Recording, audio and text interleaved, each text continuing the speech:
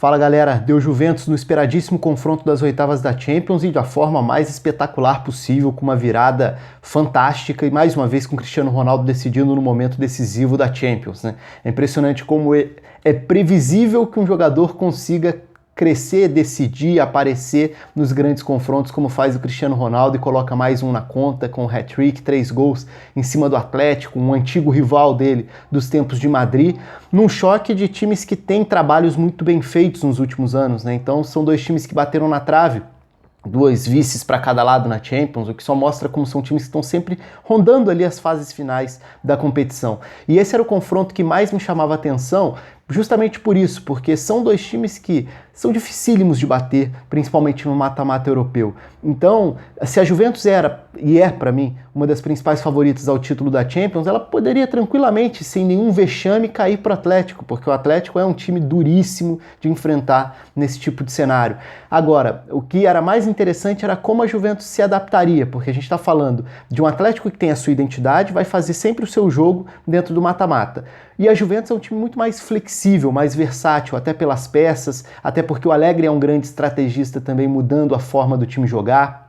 Vai ter mais ou menos posse, vai marcar mais alto, mais baixo, vai ter mais velocidade, vai tentar armar por dentro ou por fora. São inúmeras as possibilidades, 3 zagueiros, 2 zagueiros, e a necessidade de reverter esse placar transformava esse duelo em ainda mais interessante. E foi exatamente o que aconteceu, né? Então, para mim foi aquele jogo em que o grande artilheiro decisivo, o cara que define confrontos e decide edições seguidas de Champions, fez a diferença para um dos times com maior capacidade estratégica do continente.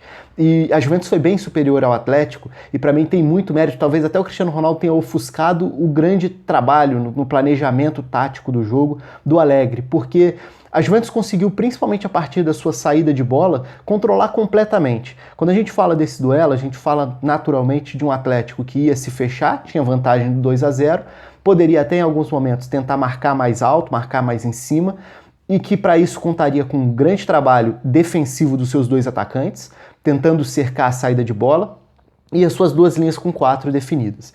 E o que o Allegri fez em cima disso?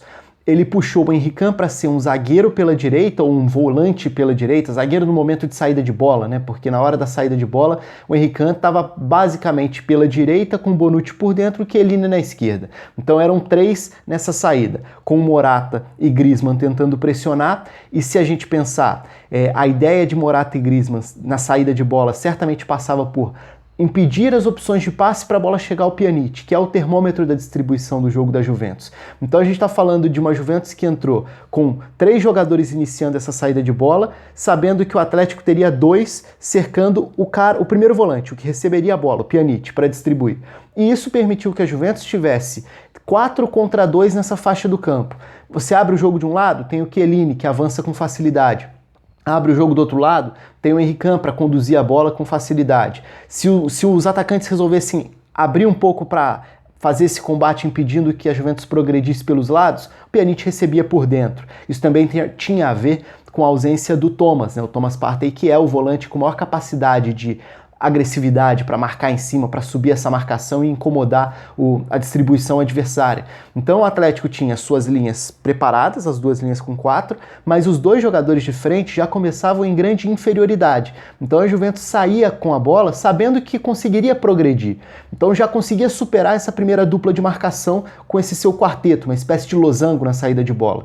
E a partir dali, também tinha, a partir dos seus alas, uma forma de incomodar as linhas de 4 do Atlético. Por quê? João Cancelo bem aberto na direita, Spinazzola bem aberto na esquerda. Os alas, praticamente, eles conseguiam esticar bastante o campo, dando essa amplitude, e o Atlético tinha um outro desafio a partir daí. Quais seriam as decisões para tentar incomodar que a Juventus avançasse no campo? O Atlético geralmente joga fechando muito bem por dentro essas 2 linhas com 4, próximas, agrupadas, só que se você permitisse o avanço pelo lado, a Juventus chegaria ao fundo para cruzar para 2 grandes cabeceadores, Mandzukic e Cristiano Ronaldo. Então essa presença na área era um incômodo mesmo para uma zaga tão forte com Godin e com Giménez. Até porque a gente está falando de uma Juventus que é muito especialista em explorar os espaços às costas dos laterais adversários, justamente para conseguir encontrar essa diferença de estatura, de impulsão. O Mandzukic é um especialista em explorar a segunda trave, o Cristiano Ronaldo é um especialista em qualquer coisa que tenha a ver com finalização.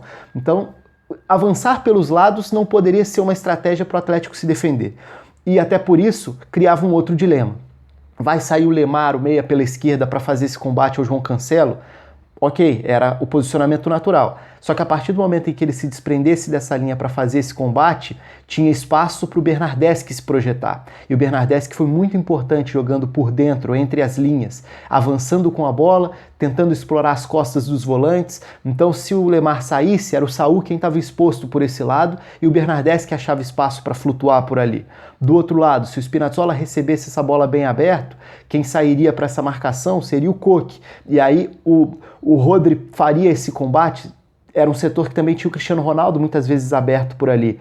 E o Matuidi pronto para infiltrar também, não da mesma forma que o Bernardeschi fazia do outro lado, mas o Matuidi também teve um fator importante, porque se ele não infiltrasse e o volante saísse nele, o Bernardeschi se mexia nas costas dos volantes para receber, ou o Cristiano Ronaldo. Se ele infiltrasse, ele prendia o volante também e permitia que o Chiellini conseguisse conduzir a bola, porque o Spinazzola ia prender e ia ocupar um dos alas.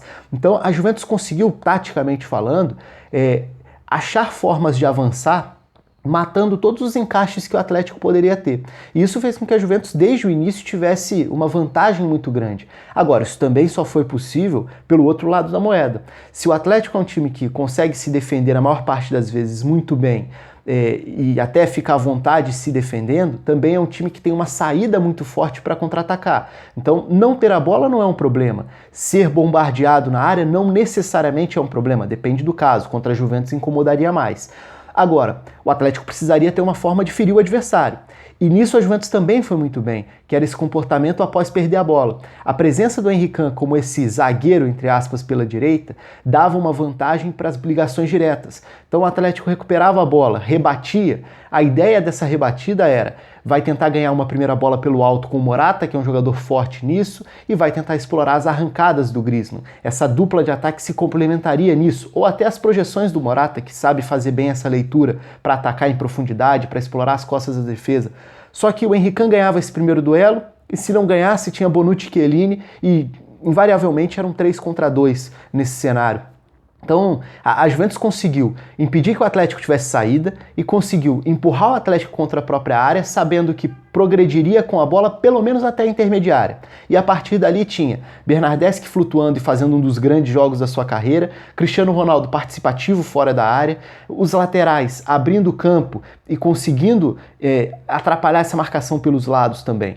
Então foi tudo nesse tabuleiro, a vantagem da Juventus era muito grande e tinha a ver com essa intensidade altíssima. Tanto que a gente viu um cenário que nem é dos mais comuns. O Atlético optou para não sofrer no primeiro tempo, e isso só acontece depois de uns 30 minutos de jogo, de total domínio da Juventus. O Atlético só vai conseguir acalmar um pouco pausando o ritmo, que é justamente o contrário do que a gente está acostumado a ver do Atlético nesses jogos, porque o Atlético costuma ser dedicação, organização defensiva e intensidade para transformar um descuido do adversário em um contra-ataque. Dessa vez não, o Atlético foi respirar trocando passes, acalmando um pouco o ritmo, não se livrando da bola, porque as tentativas de ligação direta viravam bolas de volta para a Juventus, e era esse bate e volta. O Atlético rebate, a Juventus já está em cima de novo. Então, estrategicamente, foi um jogo fantástico da Juventus. Inclusive no segundo tempo, com as variações, depois o Atlético tenta o Ángel Correa, tenta subir um pouco mais a marcação quando já está um pouco atrás, e o Alegre responde, por exemplo, colocando o Dybala e colocando o Moise Kean, que daria mais profundidade para atacar em velocidade. Então, se a linha de defesa já estava um pouco mais alta para o Atlético subir a marcação, o Alegre respondeu a isso também. Então foi uma grande noite da Juventus em termos estratégicos e com um personagem extremamente especial dentro da história da Champions, que é o Cristiano Ronaldo. Foi uma partida e tanto, e o confronto correspondeu totalmente ao que era esperado dentro dessa batalha de dois times com identidades, com capacidade tática, e a Juventus deixa aquele recado, né? Se essa é uma temporada de uma Champions mais aberta em relação ao título, a Juventus naturalmente já seria uma das favoritas. E agora tem um tal de Cristiano Ronaldo, um cara que vai aparecer quando o time precisar. Então, com toda essa superioridade que a Juventus teve, ainda tinha um desafio duríssimo, que era conseguir fazer no mínimo 2 gols numa defesa como tem o Simeone, como tem o Atlético. E aí, são poucos os jogadores que vão conseguir dar esse passo. o Cristiano Ronaldo é o especialista nisso. Mesmo sem tantas chances, por mais que o domínio fosse amplo, ele aproveitou, ele converteu, ele brilhou e coloca a Juventus nas quartas. E falando rapidamente do outro jogo também, é claro que o Manchester City já tinha uma vantagem muito considerável diante do Schalke. O Schalke mais uma vez foi com uma linha com 5, não tinha o Caligiuri, então o McKennie foi para a ala pela direita e pelos lados do campo o Manchester City castigou completamente o Schalke. E castigou com o Sané e Sterling brilhando, mas também taticamente falando, um jogo que teve um componente bem interessante, que foi a vantagem que o Manchester City conseguiu ter explorando os espaços entre alas e zagueiros pelos lados. Se o time do Schalke jogava com uma linha com 5 na defesa, até para compensar o fato de ter 2 volantes, já que o Burgstaller tinha o apoio de Embolo de um lado e Konoplyanka do outro, 2 jogadores que tentavam dar esse suporte ofensivo, Serdar e Bentaleb ficariam mais expostos numa faixa central de campo, que é onde o City trabalha a sua bola. Trabalha infiltrando com Bernardo e Davi Silva, e dessa vez sem Fernandinho, era o Gundogan responsável por essa distribuição e fez um belo jogo, brilhou contra o Schalke, seu antigo rival, né, dos tempos de Borussia Dortmund. E esses passes vindo de trás, tanto dos laterais, Zinchenko, Walker, o Zinchenko está muito bem nesse último mês, tomando conta da lateral esquerda, mas como que Sterling e Sané foram acionados frequentemente? Usando a capacidade, principalmente do Bernardo, mas vale para o Davi Silva também, de atrair os zagueiros, porque dentro dessa estratégia do Domenico Tedesco, nessa linha com 5, os alas ajudavam a abrir o campo na marcação, ou seja, a ideia era ter 5, porque se os 2 pontas abrem o campo, você consegue ter o ala saindo para essa marcação sem desmontar o resto da linha de defesa. Só que desses 3 zagueiros, um costuma sair para dar o combate nessa ideia de ter uma linha um pouco mais avançada, ser um pouco mais agressivo no meio-campo. Um deles subia para acompanhar o meio-campista. O Bernardo fez essa leitura muito bem pelo lado direito. Então o Bernardo, que sempre alterna entre ponta direita e meia central, atraía com ele o Bruma, e quando ele conseguia atrair o Bruma para virar quase que um volante perseguindo o Bernardo, tentando marcar e reduzir os espaços, o passe vinha em profundidade para a velocidade do Sterling. Então essa bola vinha para o Sterling atacar as costas do ala, e o Oxipka sofreu com isso, porque em velocidade é difícil parar o Sterling, e não tinha o zagueiro pela esquerda posicionado, porque o zagueiro tinha subido para fazer essa marcação à frente da área. Então esse buraco entre o zagueiro central e o ala era o caminho para as enfiadas de bola. Do outro lado, isso também aconteceu com o Sané fazendo o mesmo, né? Aquele setor também teve o Stambouli em alguns momentos subindo para fazer a marcação no Davi Silva, ou atraído até pelo Agüero se movimentando para trabalhar fora da área, e essa movimentação dos meio-campistas centrais com o Agüero atraindo os volantes e zagueiros centrais permitia que os pontas pudessem entrar em diagonal. E essas diagonais acabaram com o Schalke, e Sané e Sterling brilharam nessa goleada do Manchester City. Era difícil imaginar qualquer desfecho diferente de uma classificação do City, nem tinha sido uma grande partida na Alemanha, mas o Manchester City tinha conseguido um grande resultado, ainda mais naquelas circunstâncias, virando com um jogador a menos e tudo mais, mas dentro de casa aí a superioridade foi gritante. O Manchester City está nas quartas de final, talvez fosse o confronto mais desigual desde o sorteio mesmo, mas conseguiu passar com uma goleada e tanto, a pior derrota de um time alemão na história da Champions. Então tem esse lado também, né? Não dá para diminuir o que o Manchester City fez atropelando o seu adversário, e num jogo com desfalques também, principalmente quando a gente olha para a defesa, sem Otamendi, sem Stones, sem Fernandinho à frente da defesa, enfim.